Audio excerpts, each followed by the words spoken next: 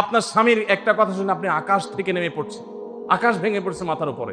কি এটা বললো সে, আপনি ডিপ্রেসড হয়ে যাচ্ছেন। আরে বোন, ডিপ্রেসড হচ্ছেন কেন? এটা কেন? আরো শক্ত কথা আপনাকে বলতে পারে, এটা আপনি মাথায় রাখেন। কারণ দিন শেষে তিনি মানুষ, তার ভুল হতে পারে, একটা সময় তিনি তার ভুল বুঝতে পারেন। দাম্পত্য জীবনে যদি স্বামী স্ত্রী উভয়ে যদি ধৈর্যশীল না হয়, সবরকারী না হয়, হুটহাট রিয়াকশন করে ফেলে, কখনো দাম্পত্য জীবনে সুখী হওয়া সম্ভব নয়। মনে রাখতে হবে, একসাথে থাকতে গেলে, দুইটা পাতিল একসাথে থাকতে গেলে টুনটান লাগে না, বাধে হয় না?